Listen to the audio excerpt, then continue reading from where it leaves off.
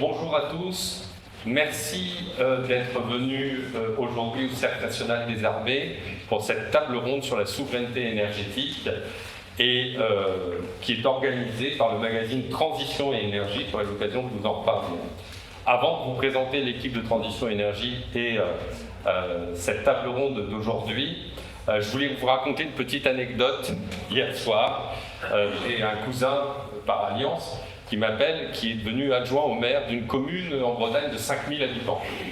Ça faisait 20 ans qu'il y avait une autre municipalité, et il me dit « je t'appelle pour te parler des panneaux photovoltaïques ». Ah bon? Et il me dit oui, on est un peu embêté parce que ça fait 2 mois, on est sidéré par ce qu'on découvre dans cette commune. Il y a eu plein de panneaux photovoltaïques, et sur la mairie, il y a des panneaux photovoltaïques qui ont été installés. Et ça a été le lieu où les pigeons se sont nichés. Et en fait, il y a de la fiente de pigeons sur les panneaux photovoltaïques. Et pour récupérer la rentabilité, on est obligé de mettre en place des systèmes de nettoyage qui dépassent la rentabilité des panneaux solaires. Et on a même eu une proposition commerciale d'un homme qui prétendait mettre en place un pigeonnier qui coûtait plus cher que le retour sur investissement de ces panneaux solaires. Alors je vous raconte cette anecdote parce que finalement on est au cœur de cette problématique de l'énergie actuellement, de cette réflexion sur l'énergie, et nous avons racheté Transition et Énergie avec 2 autres acteurs, Éric Lézère, qui est ici à ma gauche, voilà, qui est rédacteur en chef du magazine Transition et Énergie, le Cérémé, qui est représenté par Hervé Macheneau, qui remplace Xavier Moreno, qui s'excuse et qui a dû partir au Luxembourg de manière urgente, et puis moi-même. Et donc ça fait 1 an, très exactement, que nous avons racheté ce magazine, et nous sommes très heureux parce que nous en sommes au 4e numéro. Vous voyez, Guerre de l'énergie, les ennemis de l'intérieur, avec toujours une choc, mais un contenu sourcé, documenté. Et l'équipe de Transition Énergie, c'est André Merlin, qui est président de la société du magazine Énergie Média, qui est propriétaire du titre, et qui nous fait l'honneur de présider à la fois la société éditrice, mais également le conseil scientifique, parce que nous avons créé un conseil scientifique pour épauler la rédaction dans l'actualité énergétique. Et ce conseil scientifique est présidé par André Merlin. Il y a dedans Claire Kerboul, qui sera également intervenante tout à l'heure, Jocelyne Canetti, pour les femmes, Michel Faure, Dominique Finon, Serge Delaunay, R. Henri Ballard, est-ce que j'ai oublié un nom? Bernard Maillard. Et Bernard Maillard, voilà, qui sont les... voilà. Et puis, aujourd'hui, pour cette table ronde, eh bien, nous allons avoir 2 modérateurs. Guillaume d'Absence, qui est l'avocat de Transition et Énergie, qui était lui-même abonné de Transition et Énergie avant que nous le rachetions, et puis Éric Lézère, rédacteur en chef, qui animera la seconde table ronde. Alors, dans le contexte politique actuel, pourquoi nous avons racheté le magazine Transition et Énergie, et pourquoi c'est un véritable succès et nous nous en réjouissons? Tout d'abord parce que nous avons constaté, et c'est dans le cadre d'une discussion que j'ai eue avec Claire Kerboul, qu'il n'y a plus de pensée énergétique et qu'il faut que nous rétablissions de la pensée énergétique. Il est assez affolant de voir des ingénieurs, parfois d'écoles extrêmement prestigieuses, tomber dans l'idéologie et oublier la science et la raison. Et c'est ce que nous voulons faire avec le magazine Transition et Énergie, c'est rétablir de la raison dans la politique énergétique. Et on se donne 3 objectifs principaux. Le premier, c'est réinformer. La réinformation sur l'énergie est une nécessité. Pourquoi? Parce que vous avez une propagande qui est propagée par certains réseaux, en particulier des énergies intermittentes, qui diffusent une fausse musique qui prétend que la désinformation est effectuée par ceux qui diffusent l'information. C'est paradoxal, mais c'est tout à fait à la mode. J'en veux pour preuve une officine qui s'appelle Quota Climat, qui raconte vraiment n'importe quoi, qui a un conseil scientifique qui n'est pas composé de scientifiques mais de sociologues, et qui prétend que lorsque la parole de André Merlin sur France Info sur le blackout espagnol, lorsque André Merlin passe, ce serait de la désinformation de dire que ce sont les panneaux solaires qui sont responsables de ce blackout, alors que les conversations téléphoniques prises et diffusées par le Sénat l'ont montré. Donc, d'abord, premier sujet, rétablissons la vérité scientifique et la réalité des faits, et c'est le premier objectif que se donne le magazine Transition Énergie. Le deuxième objectif, c'est de rétablir une construction énergétique, c'est-à-dire que, comme tout a été détruit, comme tout a été cassé, eh bien, il faut que nous refaisions un programme, que nous réfléchissions avec tout l'écosystème qui est autour de Transition Énergie. Je pense au CERENE, bien sûr, qui est un partenaire naturel, mais Patrimoine Nucléaire et Climat, la Fédération Environnement Durable et toutes les structures qui sont les associations locales ou les associations nationales autour de ce thème. Et donc, repenser dans le cadre des futures élections présidentielles.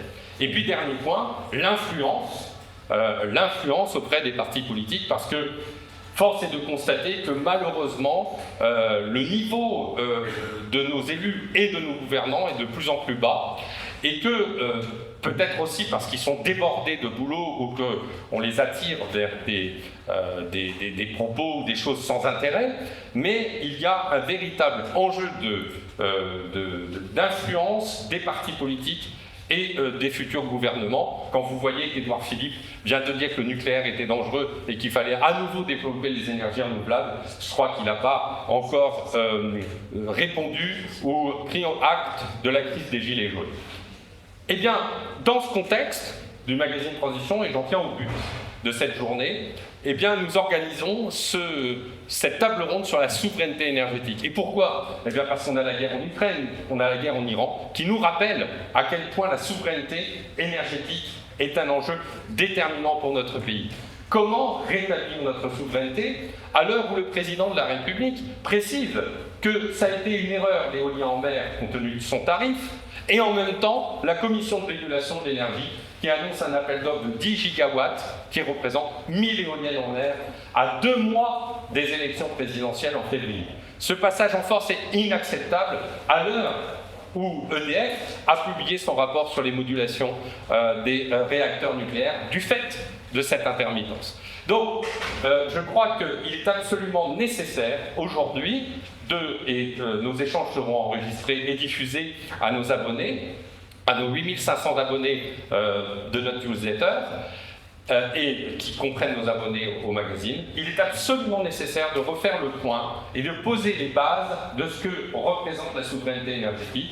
2 tables rondes, une table ronde sur la souveraineté énergétique et les moyens de le rétablir avec les ressources françaises sur le sol français, ce que nous avons pour rétablir notre souveraineté énergétique, et puis, deuxième table ronde, la tentative de coup d'État technocratique de l'Union européenne de s'approprier la gouvernance des réseaux énergétiques à l'échelle européenne, outrepassant les différents traités européens et pouvant conduire, parce que la souveraineté énergétique conduit à la souveraineté politique, à la perte d'indépendance de notre pays dans le cadre de cette volonté d'accaparement de ce réseau électrique, et ce sera la deuxième table ronde. Donc j'appelle pour la première table ronde Guillaume d'Absence qui va être le modérateur, Hervé Macheneau, Monsieur Coinceau et Claire Kerboul sur la table pour nous présenter cette première enjeu de cette table ronde. Merci de votre attention et merci encore de votre présence. Pour votre information, vous pouvez disposer des magazines qui sont sur la table, soit à la pause, soit à la fin de la table ronde. Merci beaucoup.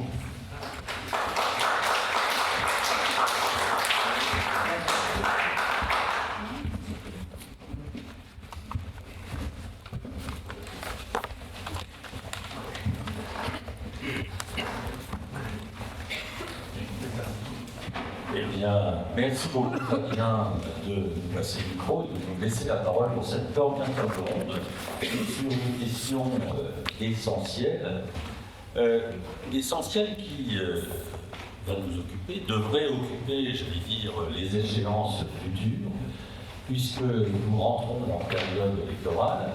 Et j'interviens moi aujourd'hui en tant que citoyen, puisque Fabien disait, c'est pas l'énergie n'est pas mon cœur de métier, puisque je suis avocat, mais peut-être jouer le rôle candide de citoyen, engagé naturellement, et intéressé par le domaine de l'énergie, pour se poser des questions avec des échéances électorales, comment faire en sorte de dépasser les difficultés que nous avons rencontrées pour pouvoir bâtir un nouveau projet d'énergie en France pour pouvoir rétablir la souveraineté de la France.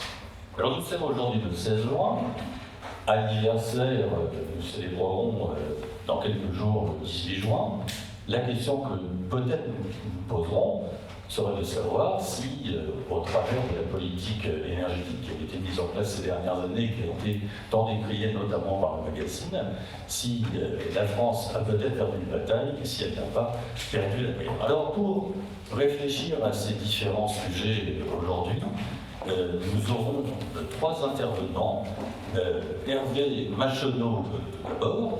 Hervé Macheneau, vous êtes donc polytechnicien, diplômé de l'école des ponts et chaussées de Sciences Po Paris, et vous avez été de nombreuses années membre du COMEX d'EDF, et vous êtes notamment intervenu en Russie et sur le développement du programme nucléaire chinois. C'est bien ça. Et vous avez développé un risque de politique énergétique en imaginant que celle-ci conduise à ce que nous nous retrouvions dans le noir, puisque vous aviez publié il y a quelques années un livre intitulé « La France dans le noir », et l'on imagine très bien l'enjeu, si nous nous retrouvions demain dans le noir, eh bien, qu'en serait-il du développement économique, qu'en serait-il du modèle social français? Vous avez regretté que l'idéologie ait pris la place sur l'ingénierie, et vous pourrez développer tout cela autour, vous indiquer quel pourrait être le mix énergétique, si vous voulez. Nous aurons ensuite une intervention de Claire Kerboul, vous êtes physicienne, et vous avez été dans les fonctions administratives directeur de cabinet du commissariat à l'énergie atomique pendant de nombreuses années, et vous militez cette intense pour le développement d'un nucléaire durable qui permettra, j'ai votre livre ici, je vous permets de le recommander, pardon M. Macheneau, pas le vôtre, vous développez l'urgence d'un nucléaire durable autour d'une rénovation, on pourrait vous expliquer ça, d'un nucléaire qui pourrait être à la fois durable et souverain par le changement du mode de combustible. Et ensuite, M. Christophe Poinceau, vous êtes ingénieur également, directeur général délégué du BRGM, donc le Bureau de recherche géologique et minière, et vous pourrez nous expliquer, si vous voulez bien, en quoi les différentes ressources énergétiques du sous-sol français pourraient nous conduire, nous mener à développer une souveraineté énergétique souveraine. Alors, pour débuter, alors que dans des interventions d'une quinzaine de minutes chacun, puisque nous avons souhaité que, avant les échanges avec la salle, nous avons souhaité que le propos puisse être construit, développé, que vous ayez le temps de développer votre propos. Fabien, je voulais parler à l'instant du développement des éoliennes en mer, des éoliennes offshore, qui vont permettre un développement du mix énergétique, puisqu'il s'agit d'augmenter la part de l'électricité par l'électrification des usages, pour passer à l'horizon 2035 de 25% à l'heure actuelle à quelques 40% d'énergie électrique utilisée par les usages. Mais alors, le nucléaire en mer, les éoliennes en mer, pardon, les éoliennes en mer, il faut bien refroidir les centrales nucléaires, si vous avez compris. Non, les éoliennes en mer ne sont peut-être pas une bonne solution, et je vous remercie de nous indiquer quelles pourraient être les pistes pour le mix énergétique. Merci. Merci. Tu veux passer le micro? Oui. Oui. Prenez celui-là, on est rouillé avec le deuxième. Merci. Merci beaucoup. Donc effectivement, en 2017, j'ai écrit un livre qui prenant en compte ce qui était déjà un fort développement des énergies renouvelables, prédisait que ce développement allait conduire à affaiblir et jusqu'à éventuellement tuer le nucléaire, en tout cas mettre la France dans le noir. Donc ce premier livre publié en 2017 s'appelait La France dans le noir, avec comme sous-titre les méfaits de l'idéologie en politique énergétique. Et puis en 2022, évidemment, il n'y a pas eu un succès de presse considérable, parce qu'aucun journaliste n'a accepté ou n'a voulu en parler. Mais en revanche, en 2022, quand les choses ont commencé à se détériorer, j'ai fait une nouvelle édition qui s'appelle La France dans le noir, et le sous-titre c'est maintenant. Et de fait, voilà, la Pâques dernier, il y a seulement un mois, on est passé très très près d'une situation de blackout, et ceci évidemment du fait du développement excessif, abusif des énergies renouvelables.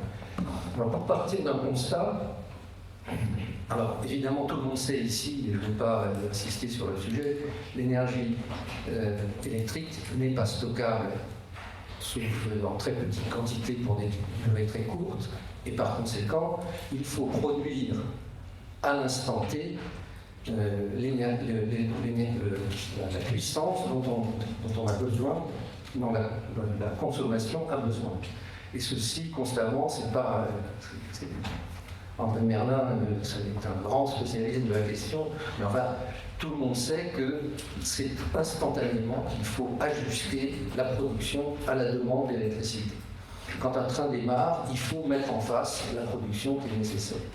Et donc, l'idée suivant laquelle on consommerait de l'électricité quand il y a du vent ou du soleil, c'est une idée qui est absurde, ce qui fait que quand il y a du vent et du soleil, il n'y a pas forcément de consommation.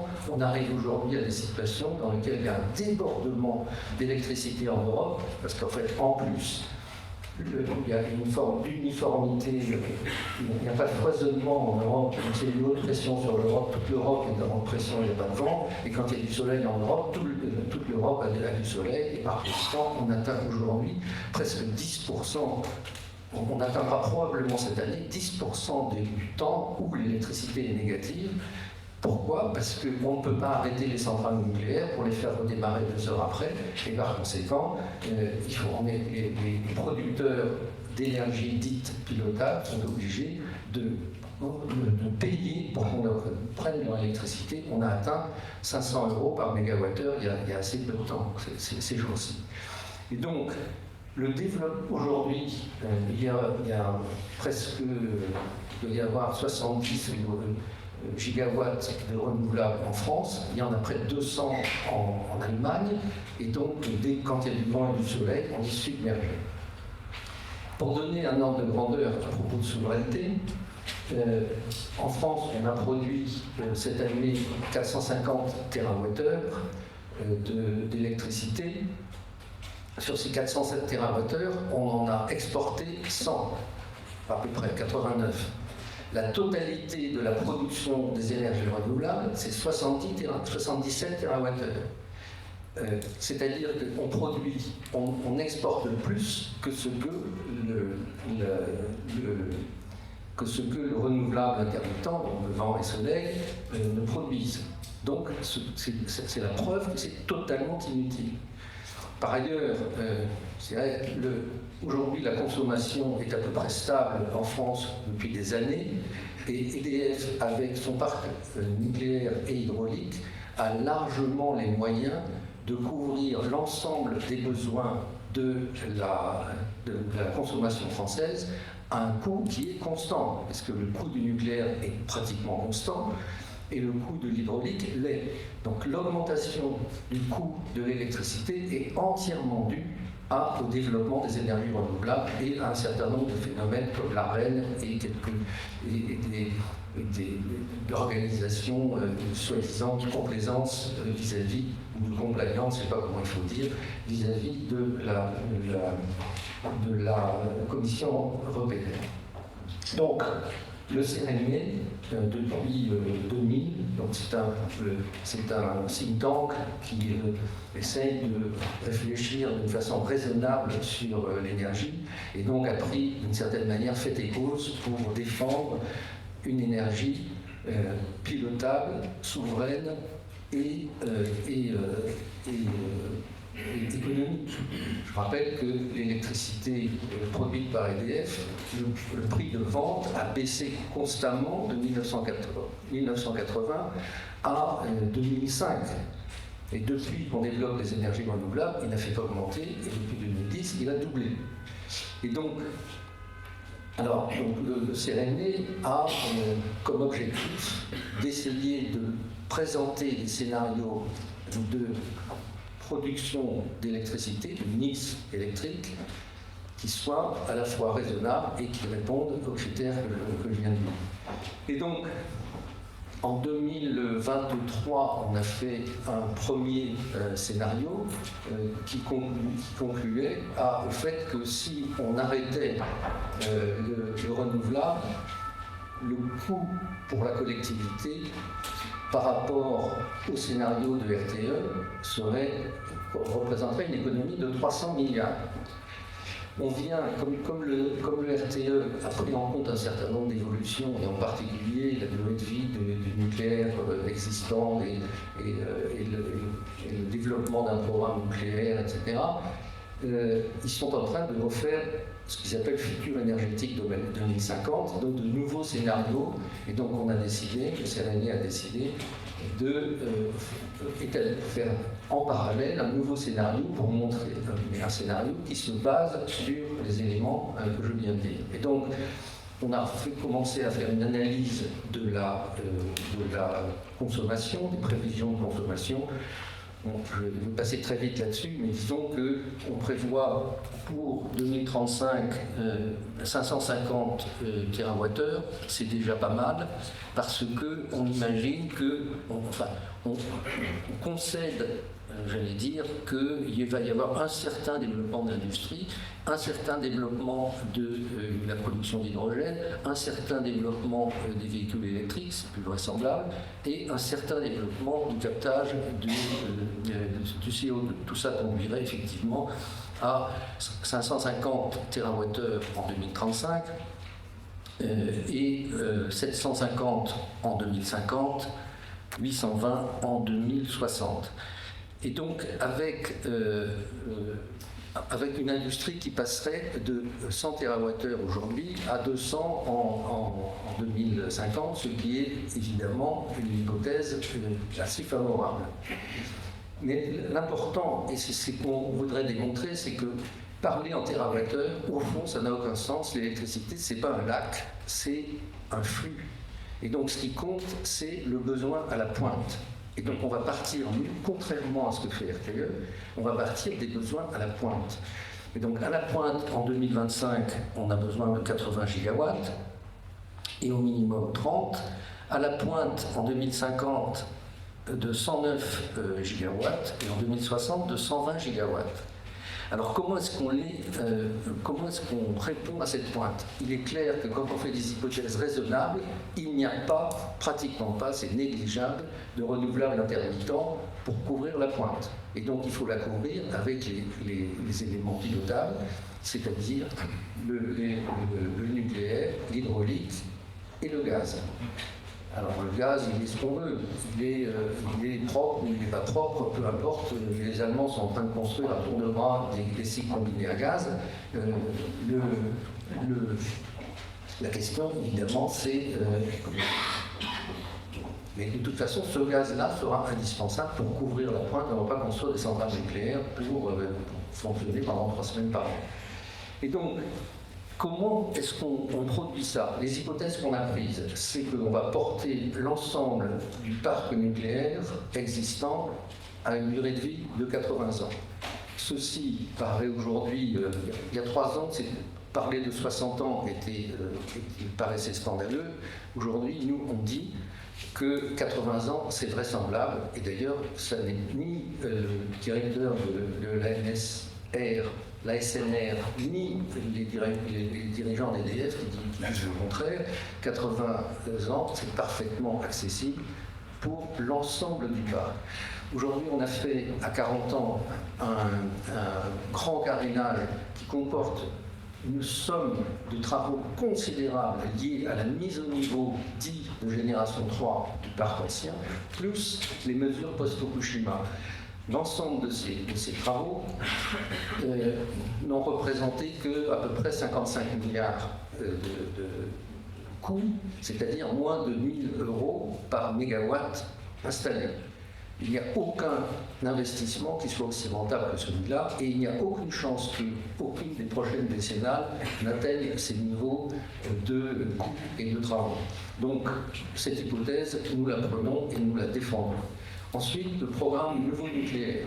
On prend des hypothèses qui sont, en gros, un réacteur par an à partir de 2038, qui permet à la fois de se préparer au renouvellement, parce que à 80 ans, tous les réacteurs vont en une quinzaine d'années disparaître du réseau. Il faut donc être préparé à accélérer le processus. Et donc, un réacteur par an à partir de 2038, ça conduit à 5 réacteurs à 8 réacteurs en 2045, 14 en 2050, 22 en 2060, ce qui paraît tout à fait raisonnable. Au total, ça fait donc 88 gigawatts en 2050 et 100 gigawatts en 2060 de nucléaire. Pour ce qui concerne donc l'hydro, c'est à peu près 20-25 gigawatts, et donc le gaz, entre 5 et 10%, entre 5 gigawatts et 10 gigawatts qui seront nécessaires. J'ajoute que du point de vue de la souveraineté, aujourd'hui, les grands projets industriels qui sont sur la table sont des projets industriels qui sont entièrement subventionnés et dont on peut se demander quel est leur degré de réalisme et d'avenir. L'hydrogène,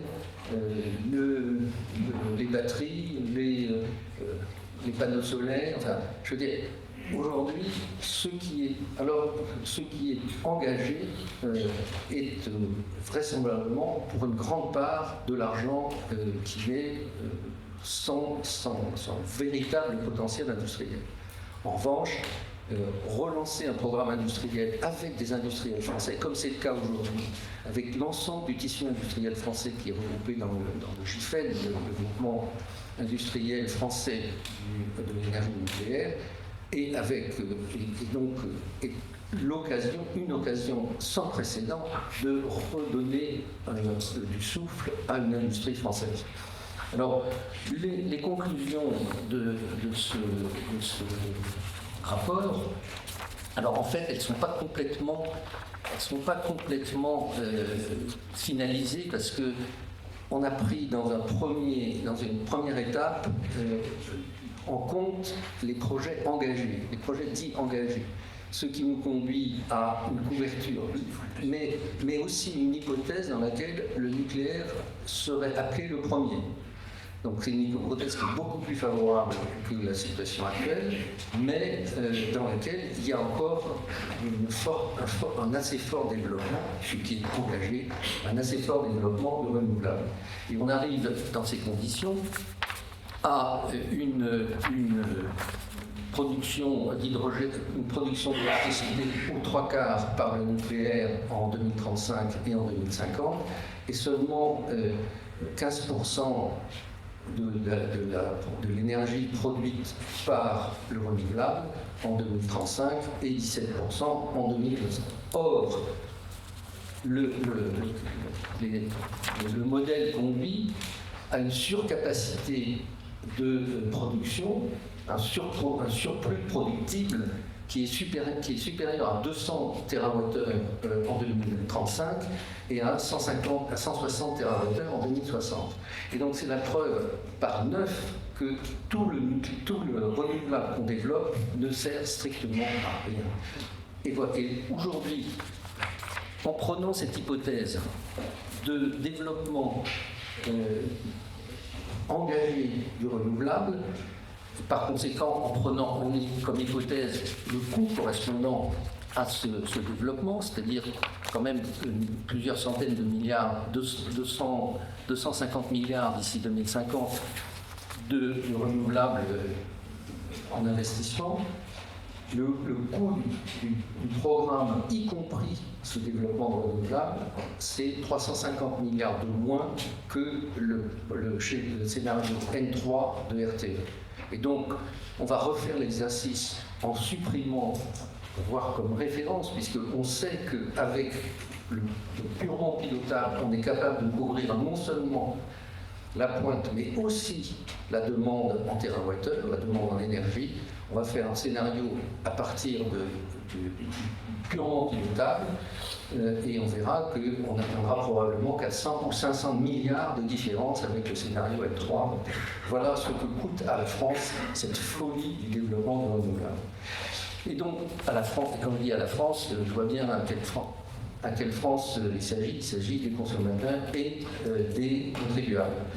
Peut-être un mot sur, parce qu'on m'a posé la question, un mot sur la souveraineté en matière d'uranium, en matière de combustible. Le combustible, l'uranium est un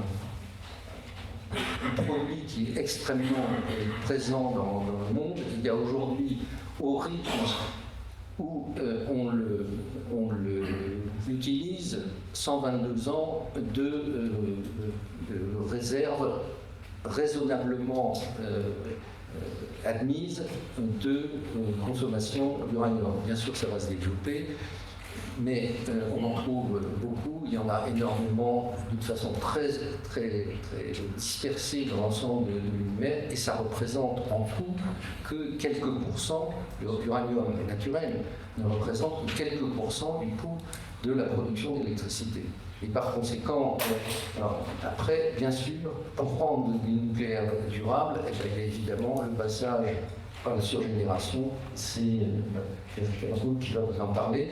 Donc aujourd'hui, on ne peut pas considérer, et d'ailleurs ce qui ralentit d'une certaine manière le développement des réacteurs à neutrons rapides, c'est le fait, c'est la disponibilité très importante de l'uranium dans le monde.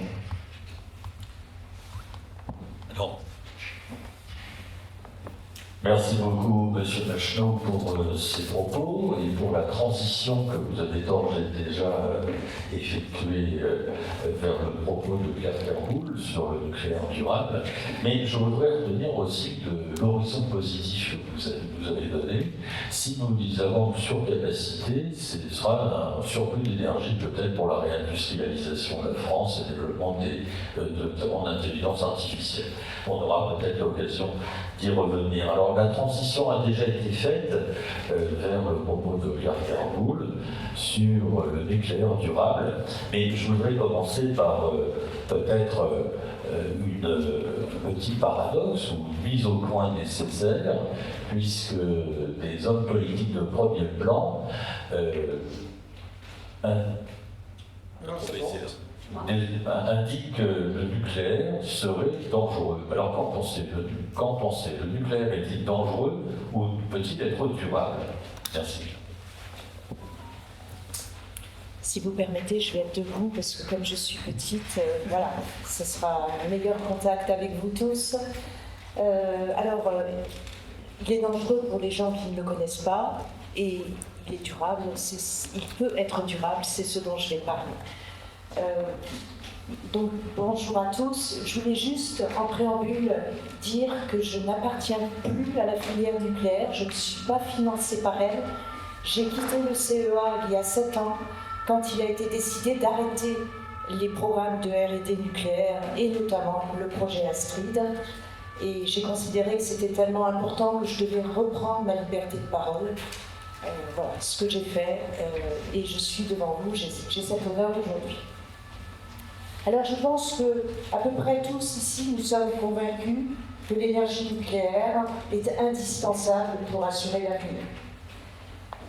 En revanche, connaissons-nous pour autant la politique énergétique nucléaire de ce pays? Je pense que non, ni vous, ni moi. Pour une raison simple, elle n'existe pas. Ou plutôt, elle n'existe plus. Et on peut dater à peu près le moment de son délitement, c'est l'arrêt de Superphénix, qui était le grand réacteur prototype industriel de 1200 MW RNR, dont la France détenait le record et qu'elle détient toujours. Alors, je pense que cette absence de vision stratégique, c'est un mal plus grave que tous les autres maux dont souffre la filière, en matière de compétences, en matière de capacité industrielle, en matière d'attractivité, de recrutement, etc. Et on peut bien invoquer la souveraineté, et pour moi c'est quelque chose de très fort, mais sans vision stratégique, c'est peine perdue. Alors, par où commencer? Alors, s'il faut tout remettre à plat, je propose quand même qu'on parte dans le bon ordre. Et la première question à se poser, c'est la question précisément de la matière première de la filière, l'uranium. Question simple, est-ce qu'on aura de l'uranium au début du siècle prochain pour les 6 EPR qu'on doit mettre en service en 2038 si tout va bien? Ben, la réponse, c'est que rien n'est moins sûr. Alors, on a dans le monde, Hervé l'a rappelé, de l'uranium sur tous les continents, 16 à 20 millions de tonnes, également réparties, qu'on consomme à hauteur de 60 000 tonnes chaque année pour alimenter le parc de 400 gigawatts. Donc effectivement, dans un contexte où on en reste là, on va jusqu'au siècle prochain, on est d'accord, il n'y a pas de problème. Mais la IEA nous annonce déjà une augmentation de cette puissance mondiale de plus de 50%, les dernières annonces sont même au-delà pour 2050, et vous vous souvenez qu'à la COP28, une vingtaine de pays, dont la France d'ailleurs, se sont engagés à tripler cette puissance mondiale. Ce qui fait qu'on est parti sur une augmentation de la consommation annuelle au-delà de 4%. Et quand vous regardez les données en termes de flux physiques, eh bien, vous voyez qu'à partir de 2050-2060, vous entrez dans une tension sur l'uranium parce que vous sortez de la zone où c'est l'uranium récupérable auquel vous avez accès. Vous entrez dans les zones d'uranium qu'on dit hypothétiques, spéculatifs. Les chiffres d'Orano qui figurent d'ailleurs dans son rapport d'activité confirment très bien ça. Alors faut-il être surpris? Non, c'était annoncé. Dès le début du XXIe siècle, les grands experts géophysiciens, en France, je pense à Georges Capu, à l'étranger, je pense au laboratoire de géologie fédérale, alertaient, 2040, 2050, ça va commencer à se tendre. Et le rapport pour Obama précisait qu'il serait hasardeux d'avoir une politique nucléaire qui n'en tienne pas compte. Nous, chez nous, on n'a pas de politique nucléaire, donc il faut se permettre de ne pas en tenir compte. Alors, il y a aussi des raisons qui expliquent pourquoi on reste aveugle à ça. On ne veut pas l'entendre. La première raison, c'est qu'on fait des argumentaires sur les prix. Mais le prix de l'uranium n'a jamais rien dit de sa disponibilité physique. La deuxième chose, c'est qu'on dit « Ah, mais si on cherche, on va trouver ». Ben, précisément, si on regarde les choses de près, j'ai publié un morceau d'article sur mon site à ce sujet, le cabinet du haut-commissaire a travaillé aussi de son côté, on voit qu'au début du XXIe siècle, il y a eu un effort significatif, accru, de relance de la prospection d'uranium pendant une quinzaine d'années. On n'a rien trouvé de significatif. On a juste déplacé ce qu'on estimait comme spéculatif vers récupérable, et c'est tout. Et puis la troisième raison, c'est qu'il y a toujours quelqu'un dans la salle qui dit « Ah, mais vous avez des milliards de tonnes d'uranium dans l'eau de mer ». Alors là, je peux vous dire que les difficultés technologiques, énergétiques, financières, environnementales, sociétales sont insurmontables. Et c'est tant mieux.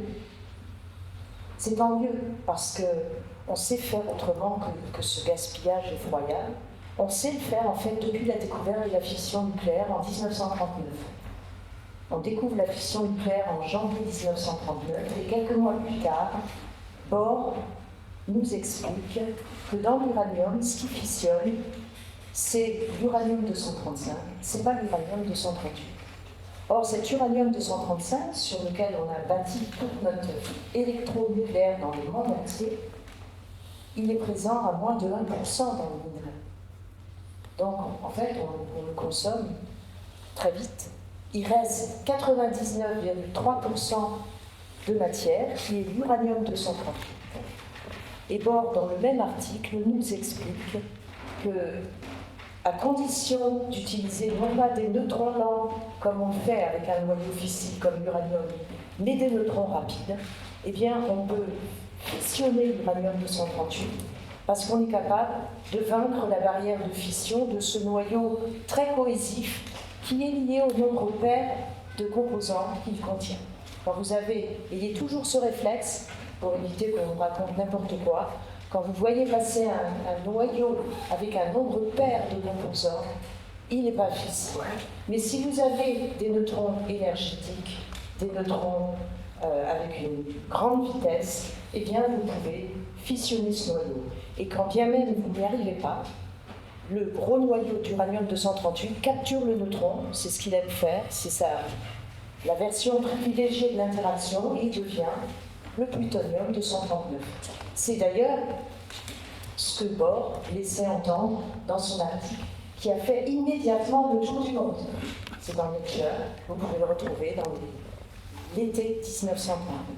Et à partir de là, les Américains vont avoir comme priorité de démontrer qu'on est capable de maîtriser la réaction en chaîne, maîtriser le fonctionnement d'un réacteur à neutrons rapides, parce que le pays qui détiendrait cette capacité aurait un avantage de souveraineté et d'indépendance incommensurable. Ça n'a pas été dit avec ces mots-là, je vous le dis avec nos mots à nous aujourd'hui, nos préoccupations à nous aujourd'hui. Et c'est le BR1, certains d'entre vous connaissent peut-être, qui va être mis en service en 1951 dans le désert d'Idaho et qui est le premier réacteur au monde à produire de l'électricité. On a produit cette électricité avec des neutrons rapides avant de se focaliser, pour des raisons que je ne développerai pas ici, sur la fission, l'utilisation de la fission du seul uranium-235. À partir de là, les 4 grands pays nucléaires engagés de l'époque, les États-Unis, la France, le Royaume-Uni et l'URSS démarrent les recherches pour mettre au point leur filière. Et en France, ça va aller très vite, de succès en succès. Rhapsody, réacteur expérimental, 40 MW, 1967. Phoenix, 1973, 250 MW électriques couplés au réseau, 35 ans. Et Super Phoenix, 1200 MW électriques, dont je parlais tout à l'heure, dont les malheurs ont démarré au moment même où Super Phoenix était sur la planche à dessin dans le bureau d'études. Immédiatement, les antinucléaires ont commencé à attaquer. Parce que l'un de nos malheurs, c'est que chez les antinucléaires, il y a des physiciens, et ils savent que ce type de réacteur est extrêmement intéressant du point de vue de la gestion de la matière énergétique et rend le nucléaire durable. Je vais préciser ce point. Donc en 1997, raison politique, marchandage électoraliste entre le PS et les Verts, au mépris des intérêts du pays, on arrête Super Phoenix. Et c'est le début du délitement de la filière, de la perte de sens de comment on gère la matière stratégique énergétique. Alors, juste avant d'aller un peu plus loin, je voulais juste vous préciser 3 points remarquables d'un réacteur à neutrons rapides. Il y en a d'autres, mais il faut les avoir en tête. Et manifestement, je me permets, sans doute beaucoup d'entre vous les connaissent, mais quand on entend ce que racontent les dirigeants dans les auditions parlementaires, le niveau de leur méconnaissance du sujet est tel que, voilà. Donc, à se souvenir, quand vous faites la fission d'un noyau de plutonium, vous ne récupérez pas 2 neutrons, comme quand vous faites une fission sur l'uranium-235, vous en récupérez 3. Et c'est extrêmement avantageux parce que vous avez un neutron supplémentaire qui vous permet de faire dans le réacteur de la capture sur l'uranium-238, qui va se transmuter en plutonium-239 Donc au fur et à mesure que le RNR fonctionne, fissionne et produit de l'électricité, en parallèle, il régénère de la matière fissile. C'est pourquoi on parle de RNR sur générateur. Premier avantage, très économe de la ressource, on arrête le gaspillage, et ça ouvre même une réflexion sur le caractère renouvelable de ce réacteur. Deuxième avantage, les neutrons rapides, ça fissionne tout ce qui bouge. Et si ça ne fissionne pas au premier coup, ça fissionne au coup d'après, je n'ai pas le temps de l'expliquer. Ce qui veut dire que dans ce type de réacteur, vous ne fabriquez pas ces fameux gros noyaux, les transuraniens, certains préfèrent parler d'actinides, mais c'est le même mot, qui sont des déchets de haute activité à Villon qu'on a à gérer dans un parc de REP et d'EPR. Alors on sait gérer, mais c'est encore mieux quand on ne les produit pas. Ce qui fait que ça ramène la problématique déchets, non pas à du stockage sur des dizaines de milliers d'années, mais à une problématique déchets où on va juste stocker les produits de fission sur quelques siècles. Et vous êtes là avec une technologie à laquelle on avait pensé dès les débuts de l'électronucléaire, qui économise la ressource et qui minimise les déchets produits. Et c'est précisément la définition de la durabilité, au sens onusien du terme.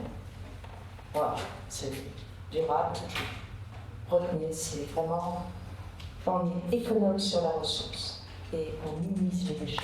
Et dans le cadre de l'uranium, c'est quelque chose, c'est une exigence assez fondamentale, parce que n'oubliez pas, quand il n'y aura plus d'uranium 235 sur Terre, eh bien, on n'aura plus la possibilité de démarrer une fission.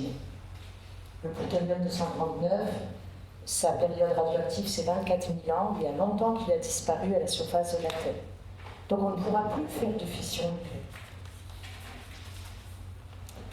Alors, maintenant, le dernier point, avant la conclusion, ou presque. On est face à un scandale de l'indécision politique. Ce scandale, c'est qu'en France, sur le sol français, on a 350 000 tonnes d'uranium 238, plus quelques dizaines de tonnes de plutonium séparé et du plutonium stocké dans le combustible. Ça fait, si vous sommez tout ça, si vous faites le bon calcul, 7000 années de production d'électricité. 7000 années. On dit parfois quelques siècles, c'est quelqu'un qui a oublié de faire le calcul. Le vrai calcul, c'est des millénaires de production d'électricité. Alors, vous allez me dire, c'est beaucoup pour la France, c'est vrai. Alors, on pourra peut-être en faire profiter les voisins européens, pourquoi pas, et peser d'un tout autre poids à Bruxelles, n'est-ce pas? On peut rêver. En tout cas, c'est quelque chose d'incompréhensible aujourd'hui, d'imaginer, ça montre à quel point le politique n'a pas compris, et n'a même pas compris, il n'avait pas compris. Alors maintenant, comment se relancer? Parce que vous avez compris qu'on n'est pas sur quand. On est déjà en retard. On a pris 30 années de retard. Pendant ce temps-là, la Chine a 2 RNR de 600 MW, un RNR de 1000 MW qui va démarrer en 2030. La Russie a le BN600, le BN800, le BN1200 en projet. La Chine et la Russie ont mis en place un protocole d'accord pour fabriquer du combustible au plutonium, ce qui veut dire qu'ils sont en train d'entrer dans la surgénération. Et puis l'Inde a procédé au chargement de son réacteur de 500 MW il y a 18 mois. Ce qui veut dire que la France maintenant joue en 2e division. L'arrêt d'Astrid a été un séisme au CEA, et pas que, mais au CEA, qui était le fleuron de la recherche sur ces réacteurs. 650 scientifiques, techniciens de haut niveau dispersés face au pulse, découragés. 800 millions d'euros jetés à la poubelle, gaspillés. Donc, voilà, Comment se relancer dans ce contexte? Alors, je voulais juste dire une chose. Moi, je ne doute pas qu'on a les moyens de le faire. Je ne doute pas qu'on a les moyens de le faire. L'argent, on le trouvera. Quand on est capable de dépenser des centaines de milliards d'euros pour des énergies intermittentes qui ne servent à rien, je crois qu'on va trouver la centaine de milliards d'euros qu'il faudrait pour démarrer 7-8 RNL. On a la matière, contrairement à ce qu'on raconte ici. Les compétences, on saura les reconstruire. Certes, après le séisme de l'arrêt d'Astrid, ce sera compliqué. Mais quand je vois le travail formidable qui est fait actuellement, par exemple, à EDF, eh bien, je pense qu'on pourra faire des choses. On pourra, voilà.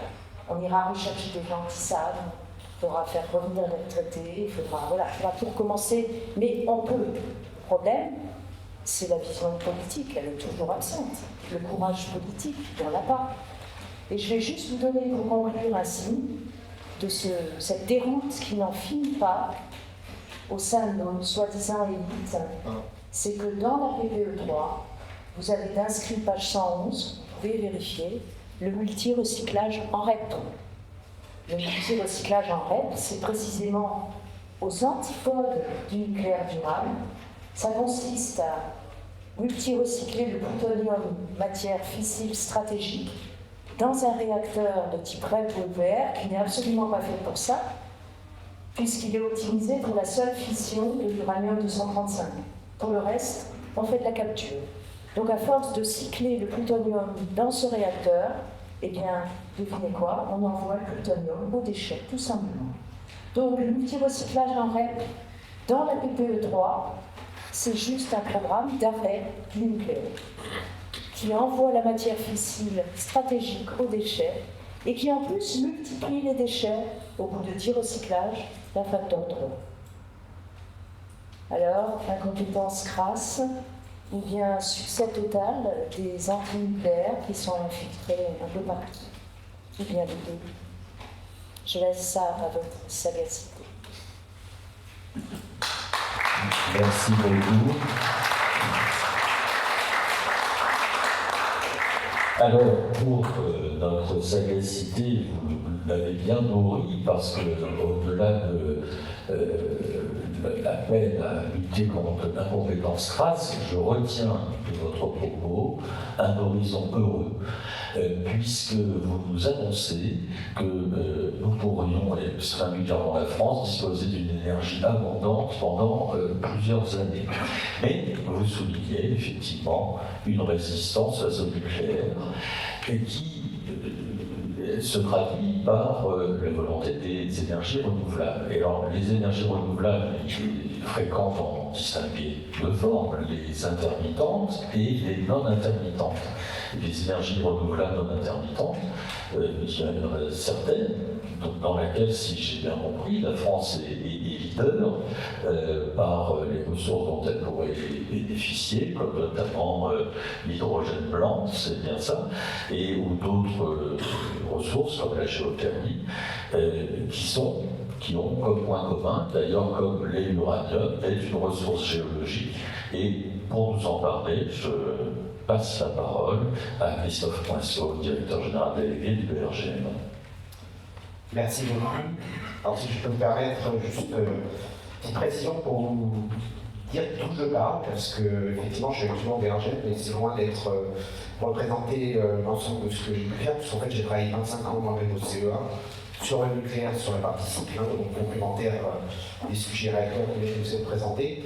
J'ai également été conseiller nucléaire à Pékin, donc j'ai pu voir de près effectivement l'ampleur du programme chinois.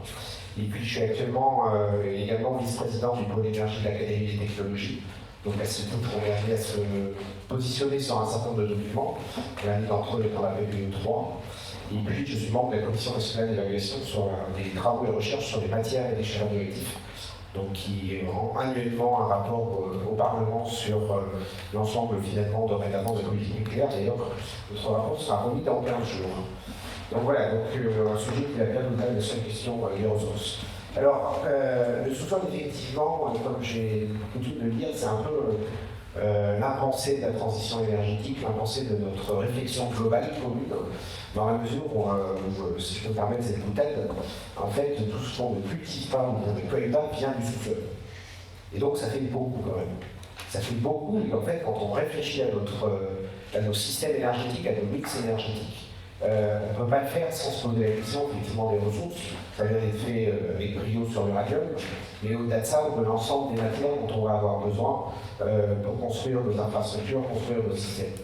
Donc, du coup, je vais essayer effectivement de vous donner un peu un aperçu de ce qu'on peut dire aujourd'hui sur l'ensemble de ces matières dont on a besoin. Je me permettrai, et je pense qu'on ne peut pas ne pas en parler, d'évacuer assez rapidement la question des combustibles fossiles, parce que c'est pas parce qu'on ne les exploite plus qu'il n'y en a pas, pour vous parler après des autres combustibles qui peuvent être présents, des autres matières énergétiques dans notre sous-sol, et puis de vous parler ensuite également de l'énergie en tant que telle avec la géothermie, et puis des ressources dont nous avons besoin pour construire nos infrastructures, et je pense en particulier des métaux stratégiques.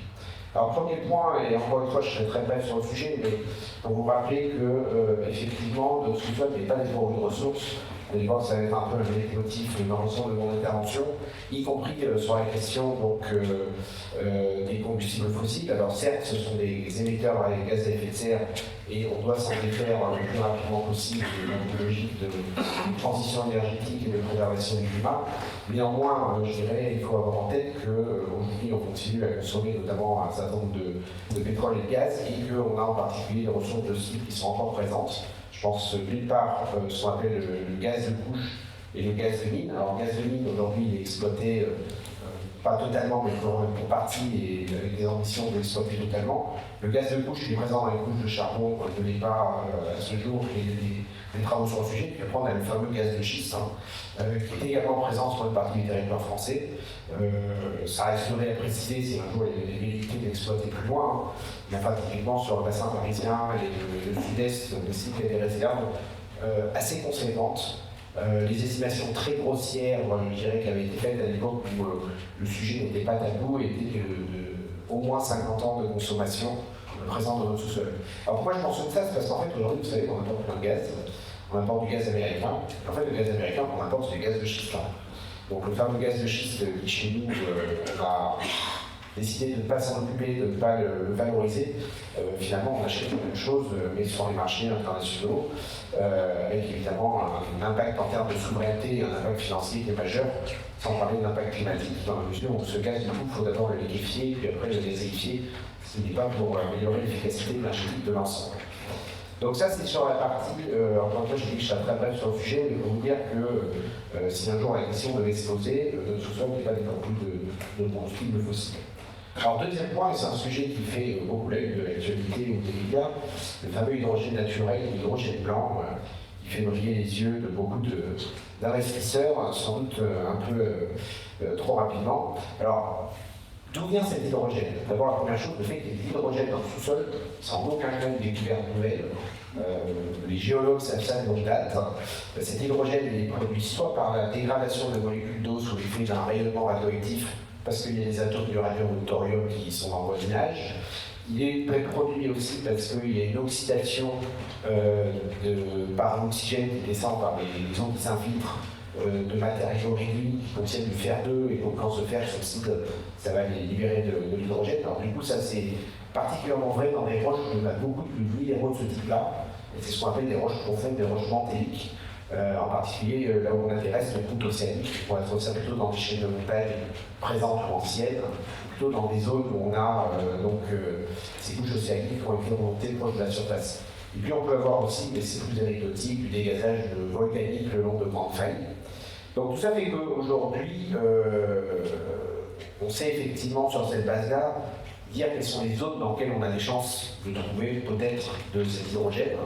La France, on n'est pas spécialement mal placé, puisqu'on estime qu'aujourd'hui, il y a des probabilités qu'on en trouve en Nouvelle-Calédonie, ça c'est sûr, parce qu'on a des côtes océaniques. Et puis après, dans les sutures de nos chaînes de montagne, donc le Piémont pyrénéen, également sur le massif alpin, et puis après sur le bassin Lorraine et Aquitain. Donc ça, c'est les zones où potentiellement on pourrait en trouver. Mais Mais il y a un mais important.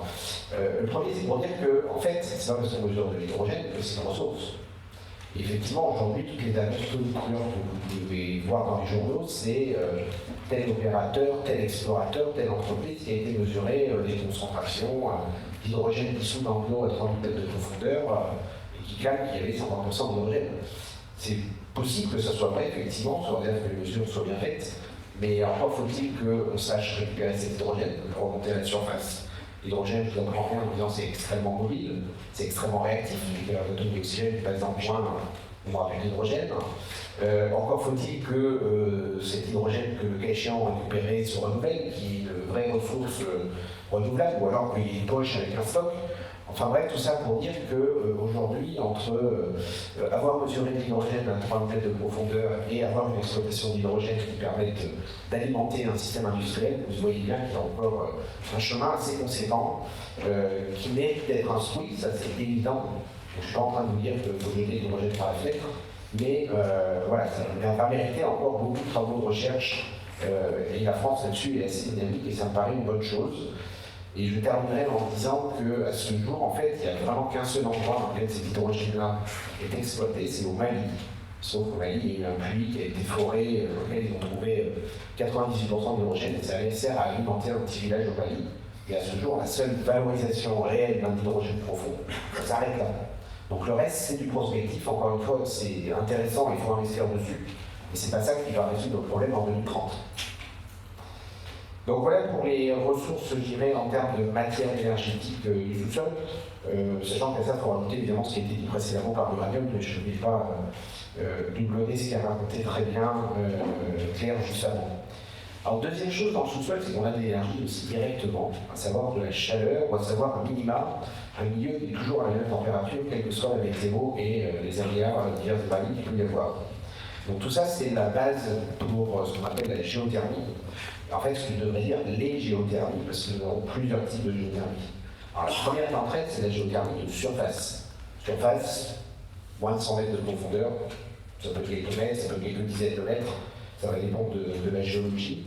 Et donc, la l'idée, c'est pas d'aller chercher un milieu qui est chaud, parce que vous allez dire, quand je pose à 2 mètres de profondeur, c'est pas très chaud. Par contre, c'est toujours à la même température, et c'est toujours aux alentours de 12-14 degrés.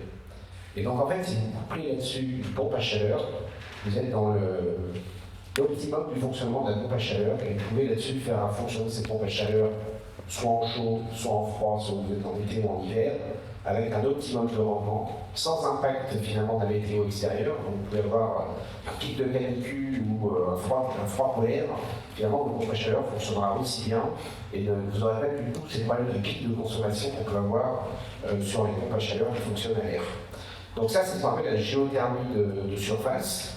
Qui est potentiellement déployable sur 90% du territoire national, sans difficulté, qui pourrait remplacer, pour peu qu'il y ait un réel programme, enfin, volonté d'aller dans ce sens-là, le chauffage individuel finalement dans la majeure partie des bâtiments du territoire, qui peut être complètement souverain pour le coup, pour peu qu'on investisse dans une filière de pompe à chaleur qui soit pas japonaise ou chinoise.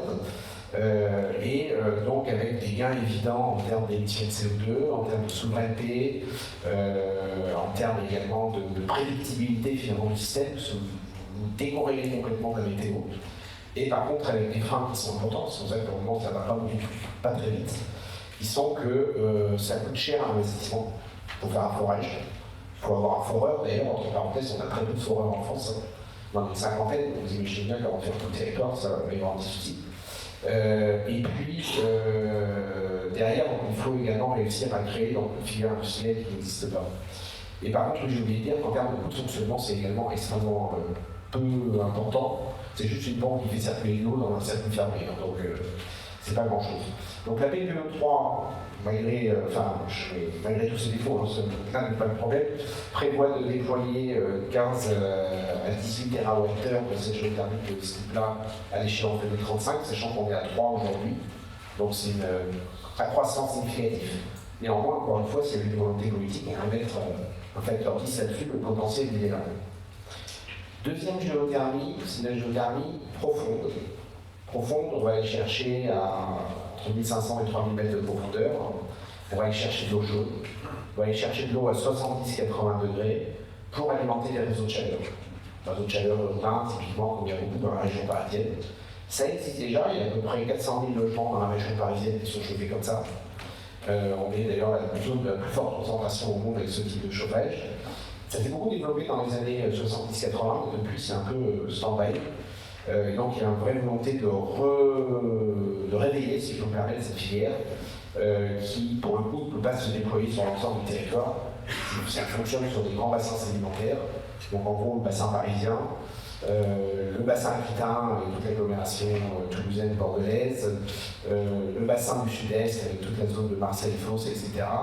Et puis potentiellement également le fossé rhénan, donc la zone de Strasbourg et éventuellement peut-être sur la vallée du Rhône.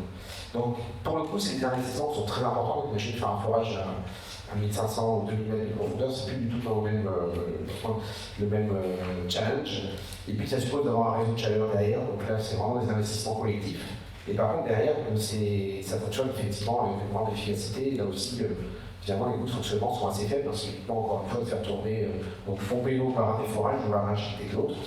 Et d'ailleurs j'en profite pour mentionner que dans certaines zones qui sont favorables, je pense qu'on va retrouver à l'Alsace, au passage, on peut en profiter pour récupérer ce qu'il y a dans l'eau naturellement, et en particulier en Alsace, c'est du lithium. Donc c'est une des sources potentielles d'approvisionnement en lithium de la France. Et donc la PPE là-dessus, elle prévoit un passage de 2 à 10 TWh par an de déploiement de cette géothermie. Dernière chose, pour dire qu'on peut avoir aussi de la géothermie électrogène. Donc là, on va chercher de l'eau qui dépasse 100 degrés pour avoir de la vapeur. Très clairement, ce n'est valable que dans des zones où vous avez des gradients de température dans le sous-sol qui sont beaucoup plus forts que la normale. Donc en gros, sur le territoire métropolitain, éventuellement il faut serrer les dents, mais ça ne sera jamais compétitif d'un point de vue économique, il faut être clair. Par contre, c'est très intéressant pour nos outre-mer. Et on a aujourd'hui, ça doit être une sorte une dizaine de pourcents d'électricité de Guadeloupe qui est produit ainsi, et avec une perspective de croissance qui est importante. Donc voilà pour cet aspect géothermique, une énergie méconnue, sur lequel la France a toujours eu un savoir-faire important et qui a un réel potentiel de décarbonation. Je finirai juste en disant que les calculs qui avaient été faits au moment de l'invasion du démarrage du conflit russo-ukrainien, pour dire qu'il y avait quasiment une centaine de térawattheures qui étaient accessibles en France, on peut qu'on y mette les moyens et la volonté derrière. Alors, sur ces géothermies, je n'irai pas très loin pour ce temps de compter, mais il faut savoir aussi que là, je parlais uniquement du système où on récupère la chaleur. On peut aller un peu plus loin, c'est-à-dire qu'on peut se dire, quand j'ai trop de chaleur, je la injecte dans le sous-sol, donc je vais chauffer un peu le sous-sol, et je la récupère quand j'ai besoin de chauffer. C'est-à-dire on peut faire en fait du stockage de chaleur au-delà de la simple géothermie en usage simple. Ça, c'est quelque chose qui se développe beaucoup en Europe, sur lequel on est un peu en retard en France, mais sur lequel il y a un potentiel important. Dernier point, pour construire nos systèmes énergétiques, il nous faut des ressources naturelles, minérales, que ce soit pour faire du nucléaire, que ce soit pour faire des renouvelables ou n'importe quoi d'autre. Et évidemment, être capable d'approvisionner ces ressources, c'est fondamental. Alors, premier point, quand on regarde les besoins en ressources pour les différents moyens de production énergétique, en fait, les moyens renouvelables intermittents, donc éolien, photovoltaïque, sont extrêmement gourmands et beaucoup plus gourmands en ressources minérales que ce qu'on a besoin pour du nucléaire ou que ce qu'on a besoin pour du fossile. Donc ça veut dire que quand on va vers un développement des énergies renouvelables, on va augmenter de manière considérable les besoins en ressources minérales pour pouvoir construire les éoliennes, pour pouvoir construire les panneaux photovoltaïques, etc. Beaucoup plus que le fossile et beaucoup plus que si on faisait du nucléaire. Alors pour vous donner un ordre de grandeur, si on parle de kilowattheure injecté sur le réseau, ce qui introduit un facteur de complexité supplémentaire qui est l'intermittence, mais grosso modo entre la production électrique au charbon qui reste malheureusement majoritaire à l'échelle mondiale aujourd'hui et l'éolien en mer, vous n'êtes pas loin d'un facteur 18. Il faut 18 fois plus de métaux par kilowattheure injecté sur de l'éolien en mer que sur du charbon. Si vous faites par rapport à du nucléaire, on est plutôt dans un facteur 6. Et donc voilà, c'est des ampleurs considérables. Et ce que vous retrouvez là en plus sur la partie moyenne de production, vous avez la même chose sur les usages, c'est entre un véhicule thermique et un véhicule électrique. Votre véhicule électrique, il faut 6 fois plus de métaux qu'un véhicule thermique à cause de l'enjeu de la batterie. Et donc tout ça fait qu'effectivement, vous avez déjà vu ces chiffres, et je ne vais pas vous les redétailler, mais on a des besoins en métaux, en ressources minérales, qui explose dans les années qui viennent. On parle d'un facteur 10 sur le lithium, on parle d'un facteur 5 sur le cuivre, etc. Et qui pose la question tout de suite de savoir comment on va pouvoir accéder à ces ressources.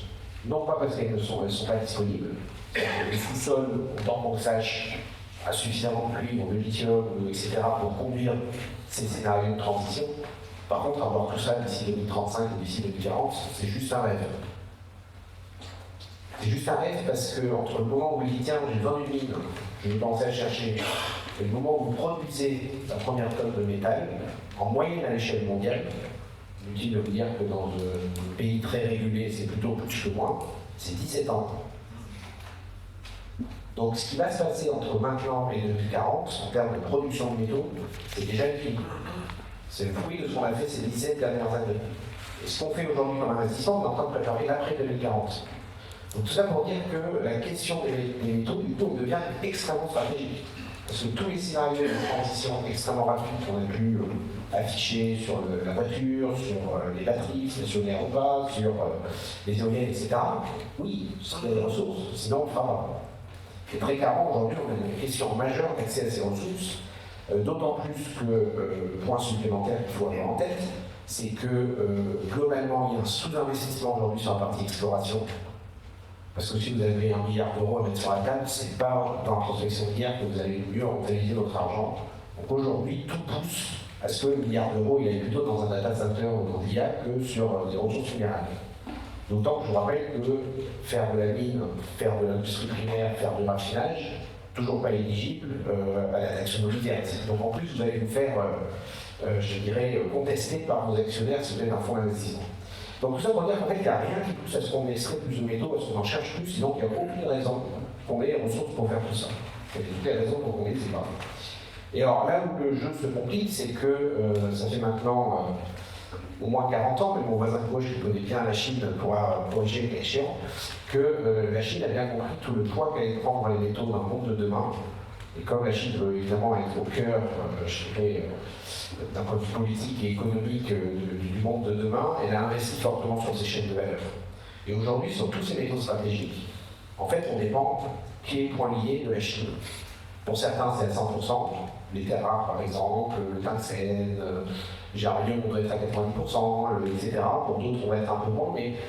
Et en fait, c'est pas parce que ces matières proviennent du sous-sol chinois, c'est parce que les industries de raffinage ont été localisées en Chine dans le jeu de la globalisation qu'on a eu ces dernières années.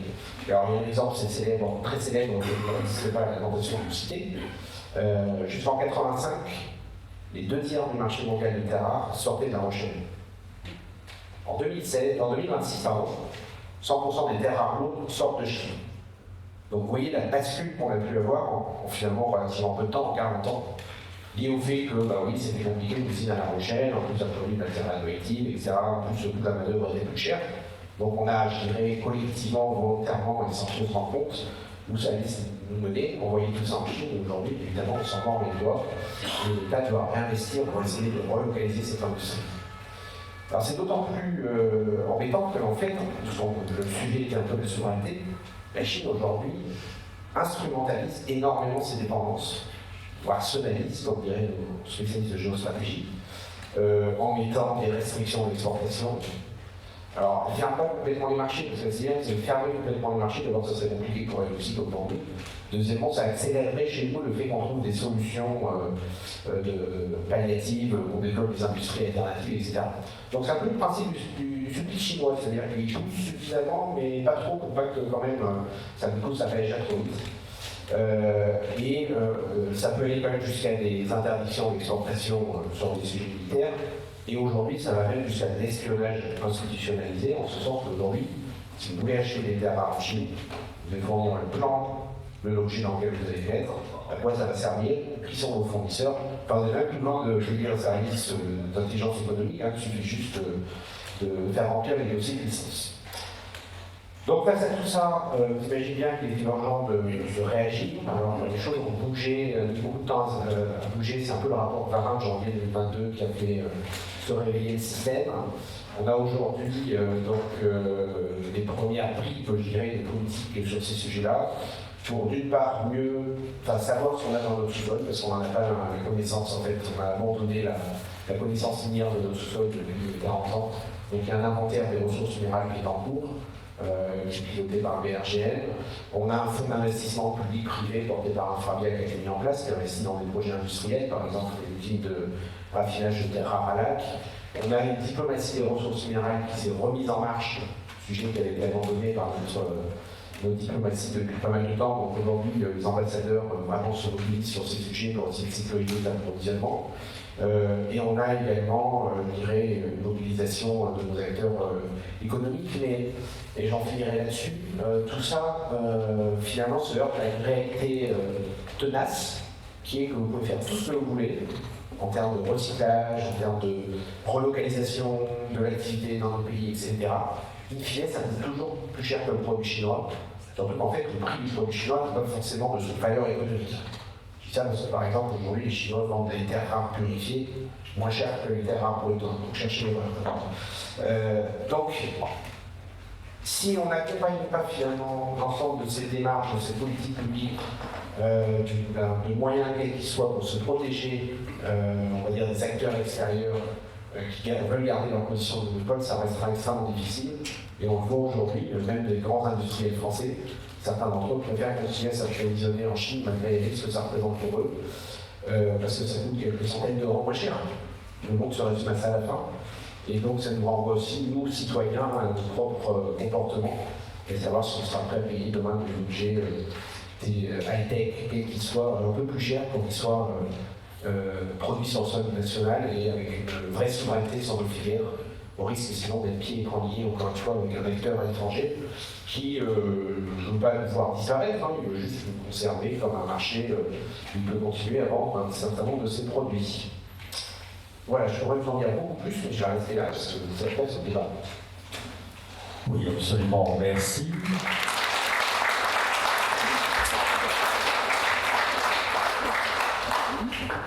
Alors, avant de passer la parole de la salle pour quelques questions, je voudrais retenir que je retiens vos interventions à tous, à la fois une grande potentialité pour la France en termes de capacité d'énergie, en termes de capacité de géothermie, en termes de savoir-faire qui a peut-être passé et qui pourrait revenir sur avec les RNR.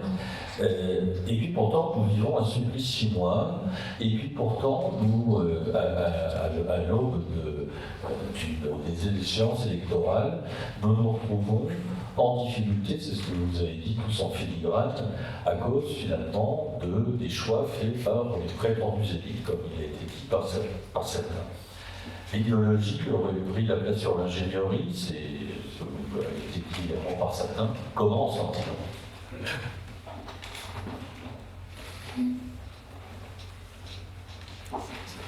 Ah, la question sur la difficile, c'est courageux. Allez-y, madame. Ça marche ? Oui. Je pense qu'il y a une régression de l'esprit scientifique dans notre société. La science, c'est quelque chose d'exigeant, qui prend du temps. Faire un expert dans un domaine comme le nucléaire, c'est 15 années de formation.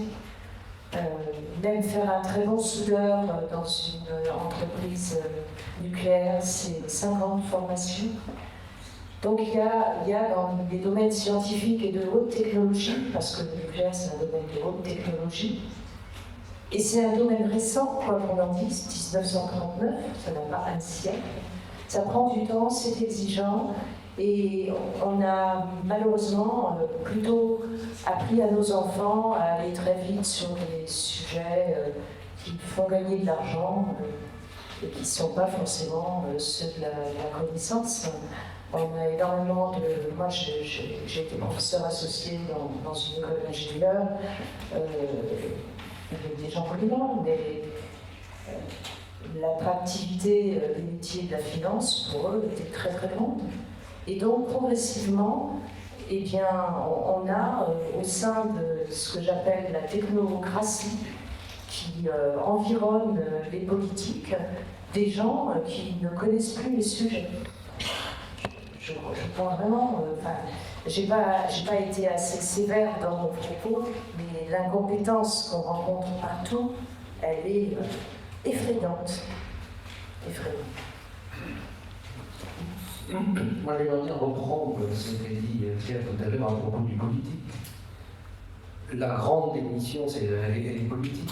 Et la ressource ne peut être que politique. Il n'y a pas de grand projet industriel qui ne soit pas politique. La France, au moment de la reconstruction, a choisi un programme industriel qui a construit pour la France les meilleurs services publics du monde pendant 25 ans. En 1990, la France avait, dans tous les domaines, les meilleurs services publics du monde. L'énergie, le transport, l'éducation, la santé, etc.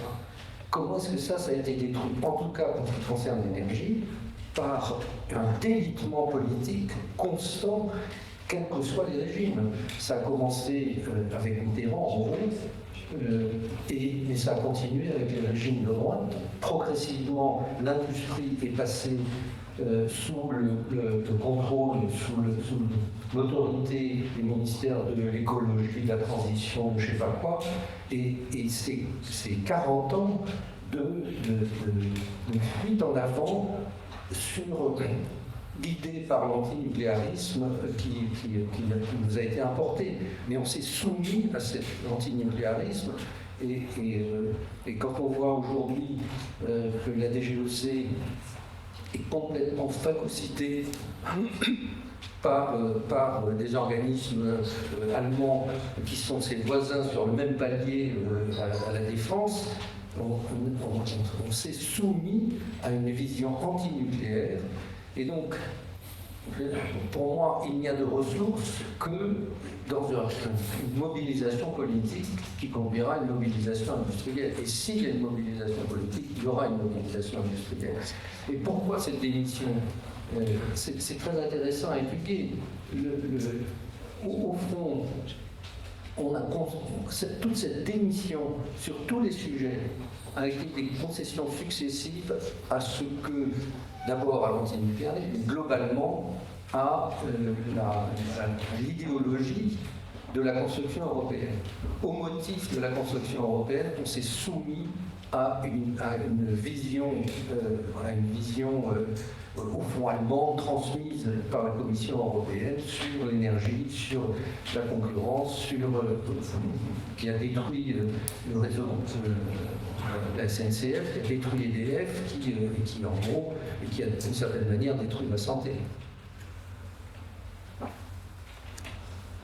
Moi, je pense qu'il faut élargir un peu le débat, c'est-à-dire que au-delà de l'énergie, je pense qu'il y a quand même deux choses qui ont fortement joué, qui sont des mouvements de fond de la société. Le premier, c'est que, pour une raison, je ne suis pas historien, je ne m'appartiens pas des identifiés, mais à un moment, on a cru quand même au mythe d'une société purement tertiaire, purement de col blanc, sans industrie, sans mine, sans rien d'activité un peu lourde, et donc polluante, et donc complexe, et donc, etc. Et en fait, c'est ça qui a conduit à la désindustrialisation. Du coup, le nucléaire, qui était un système pour le coup industriel, était embarqué aussi dans cette aventure-là.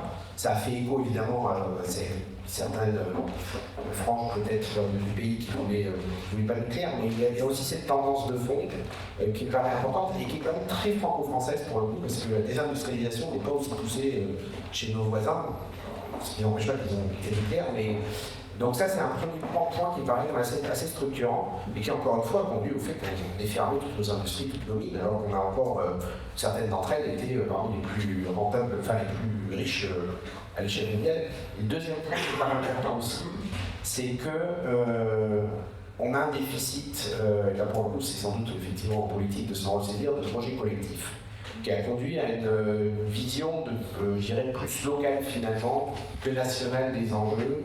Et donc, encore une fois, une partie de notre pays de vouloir des systèmes, je dirais, moins centralisés. Et de tout point de vue, le renouvelable a fait écho à cette tendance-là. parce que, évidemment à tort, mais les gens ont l'impression que protéger dans une éolienne au bout de leur chambre, ils ont de l'électricité locale et qu'ils ne sont pas du tout connectés au réseau. Donc, bon, c'est bien loin d'être la réalité, mais je pense que ça réussit, la réussite finalement de cette transformation est aussi liée à ça. Et donc, du coup, je pense que vraiment se redoter des politiques industrielles de réindustrialisation globale qui embarque l'énergie, évidemment, puisqu'il faut électrifier tout ça, est fondamental et va au-delà du seul anti-nucléarisme qui pourrait exister chez certains. Merci. Je vois qu'il y a des questions dans la salle, donc si vous pouvez bien apporter les micros au fond de la salle, je vais lever la main.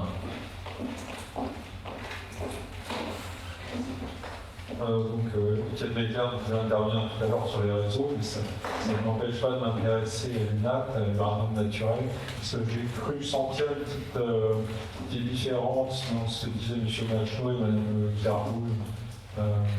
Donc, est-ce qu'on a des problèmes de l'UNAT, ou est-ce qu'on a du uranium naturel, ou est-ce qu'on en a pas? Comme vous ne citez pas, je vais faire de donner un premier point de vue. Excusez-moi, parce que, en fait, non, mais j'en ai pas parlé, c'est pas le financialiste. Non, mais je suis assez d'accord avec ce qu'ils ont dit, c'est-à-dire qu'on n'aura pas de problème de ressources à l'échelle globale en termes de stock, probablement d'ici la fin du siècle. Mais, petit 1, on a quand même une forte incertitude sur la vitesse à laquelle se développe le nucléaire, et si on prend les courbes les plus hautes, ça va quand même être tendu. Les petits 2, c'est pas parce que la ressource existe que vous y avez accès. Et ça, on le vit sur tous les métaux aujourd'hui. La fracturation du monde va nous fermer des marchés. Je ne suis pas sûr que le Kazakhstan, on ait accès à l'uranium du Kazakhstan indéfiniment. Pour le moment, ça marche bien, et tant mieux.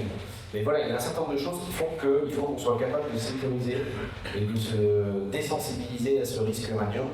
Et c'est d'ailleurs un des messages forts du dernier Conseil de politique nucléaire, du coup de relancer une filière, une stratégie de fermeture du cycle. Je ne sais pas si l'un ou l'autre veut compléter. Mais moi, je rends acte à Claire de ce qu'elle a dit. Moi, je ne suis pas un spécialiste du sujet. Simplement, c'est une vision un peu rapide et superficielle. Mais globalement, aujourd'hui, au rythme où on consomme l'uranium, il n'y a pas de problème d'approvisionnement. Et je crains que ce soit la raison pour laquelle on est, dans une certaine mesure, outre la pression des antinucléaires, repousser la réflexion sur les réserves en France. Sous réserve qu'on ait accès à ces réserves, à ces ressources. Sous réserve qu'on ait accès à ces ressources. Donc voilà, je donne acte.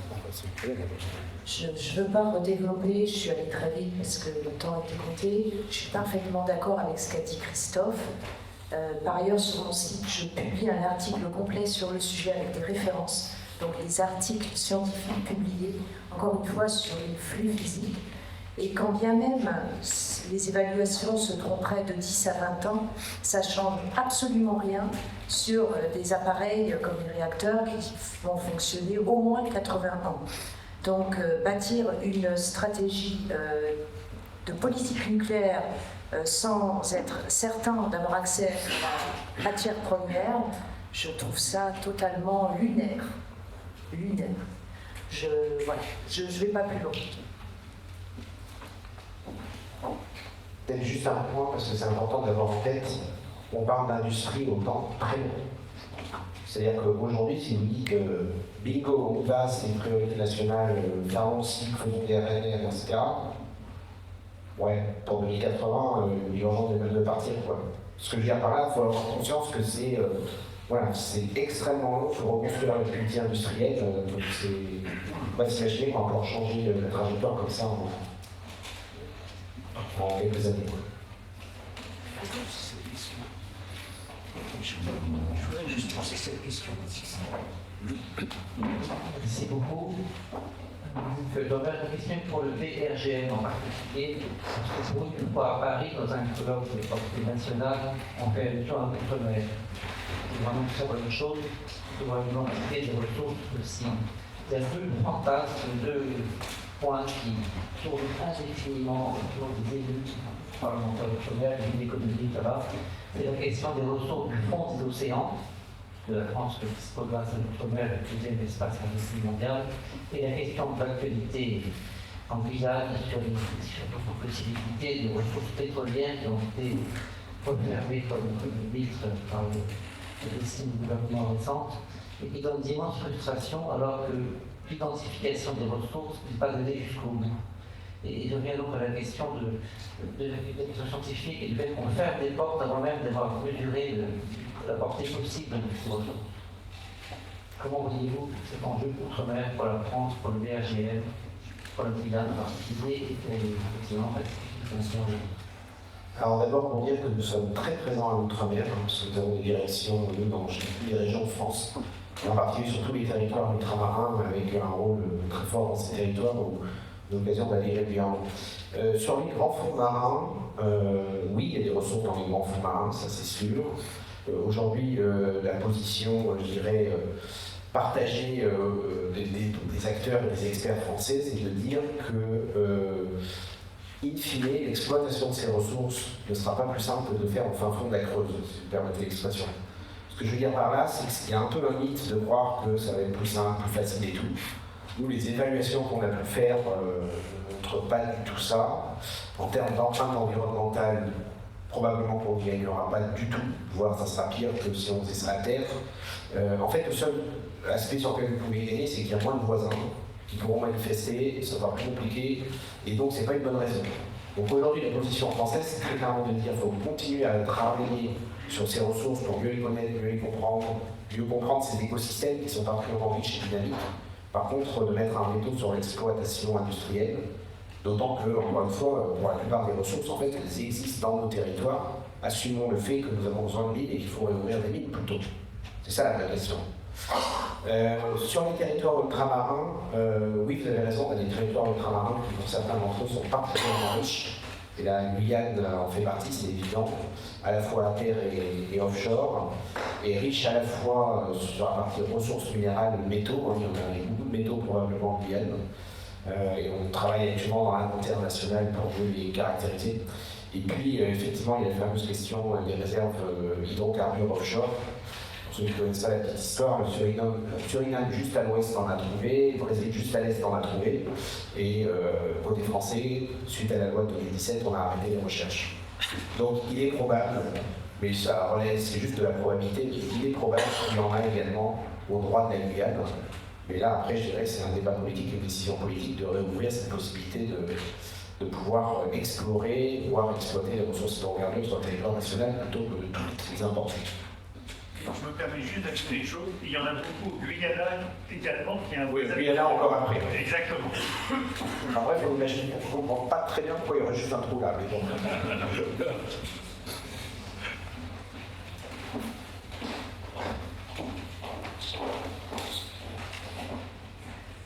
Bonjour, je suis désolé, je vais revenir sur la question de la ressource en uranium, parce qu'aujourd'hui, on consomme en France 7 000 tonnes par an, sachant que la MOX, pour 60 000 tonnes extraites dans le monde.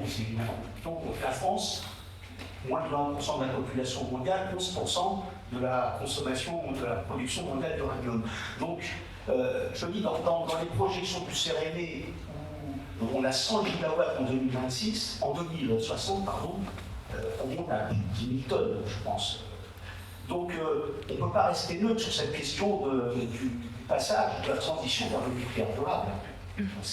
Je pose cette question-là. Et la deuxième, je la pose à Christophe, c'est puisqu'on met 17 ans, en gros, entre le moment où on décide une mine et le moment où elle produit, qu'en est-il aujourd'hui pour de l'augmentation de l'extraction minière de l'uranium? Avec les décisions qui sont prises aujourd'hui, qu'est-ce qu'on peut imaginer comme production mondiale dans les 10, 20, 30 années qui viennent?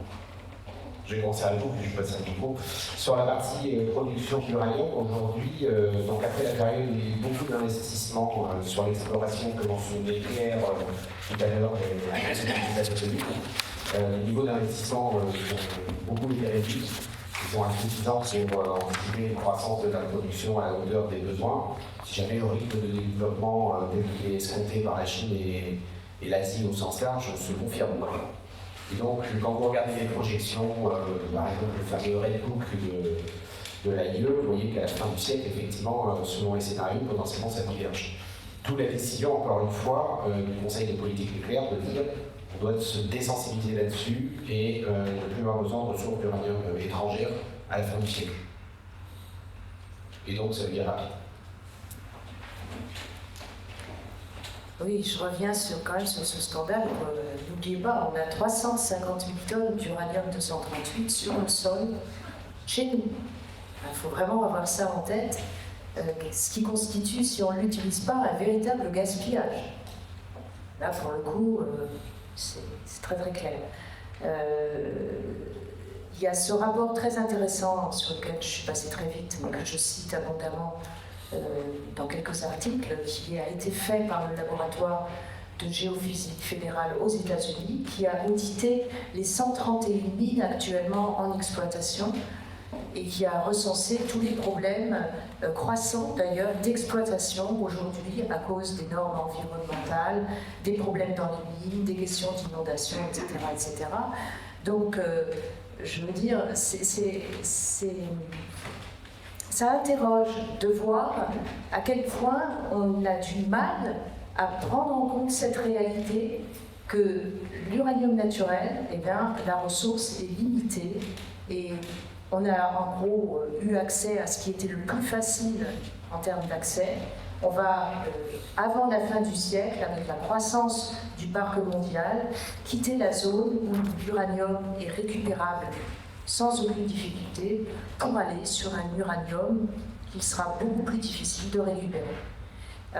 Je vous ai cité aussi, allez voir le rapport d'activité par exemple 2024 d'Orano, il est en ligne.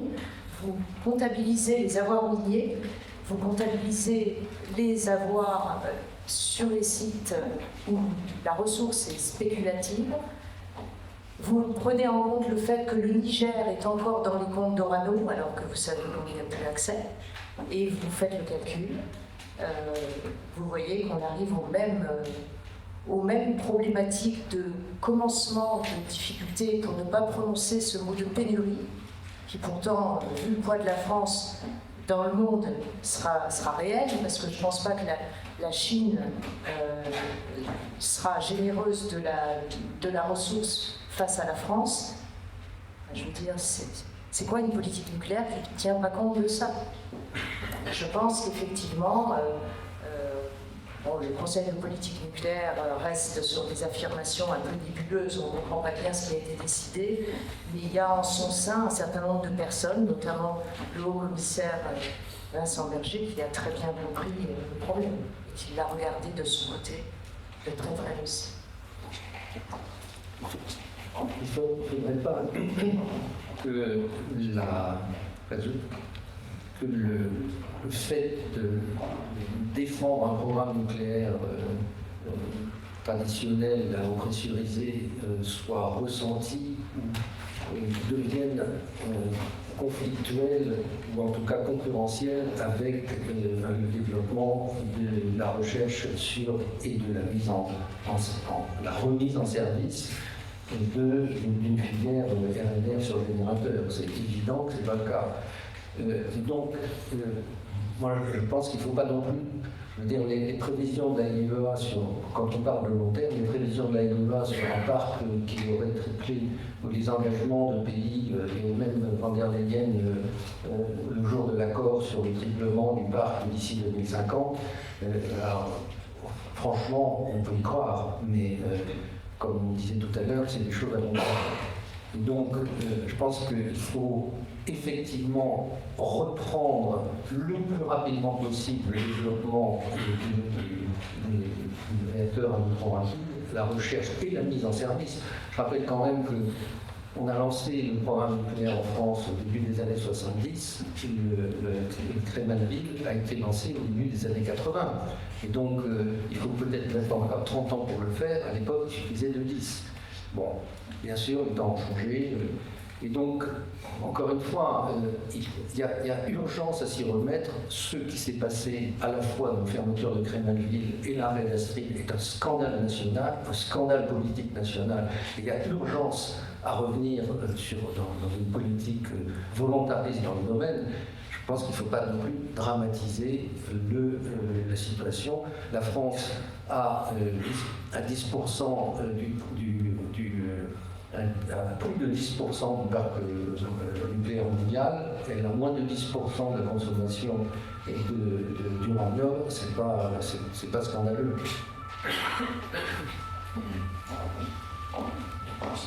Alors, nous allons bientôt arriver au terme. Alors, madame, pour la dernière question qui va donner lieu à M. si vous voulez bien, pour la suite du temps de cette matinée. Dernière question. Alors, merci à vous tous. Merci CRME de reprendre la méthodologie de construction d'un mix énergétique sur la puissance garantie à la pointe. Qui le seul permet d'assurer la sécurité d'approvisionnement, qui a toujours été la méthodologie d'ailleurs d'EDF et des dispatching d'énergie. Cette méthodologie a été modifiée justement récemment, opportunément. Alors, ma question, le train est lancé, le bolide est lancé de la multiplication par 2 sur sa énergie. Je ne pense pas que RTE soit des ingénieurs de RTE soient des imbéciles pour autant, mais ce mix il est lancé comme tel. C'est un château de cartes qui s'est construit. À votre avis, quelle est la carte du château de cartes qui va s'effondrer la première? Est-ce que ça va être les études du RTE? Est-ce que ça va être le système financier des bailleurs de fonds?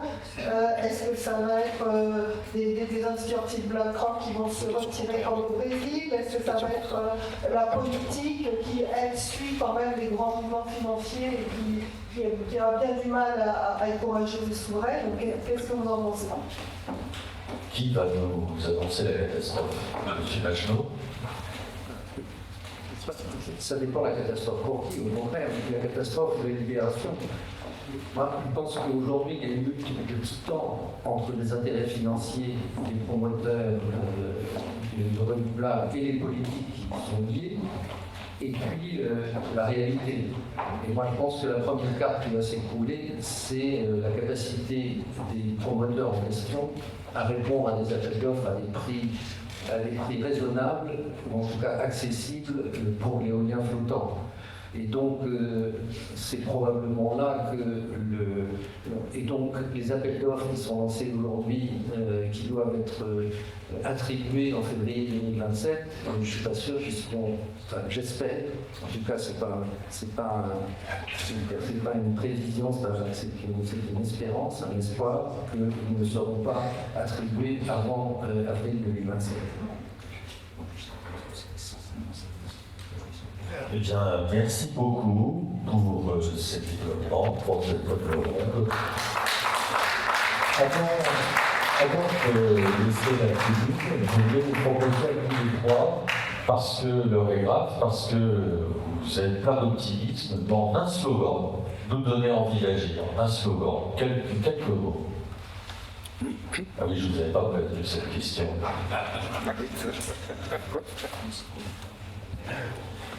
Retrouver une solidarité politique autour de grands programmes énergétiques français.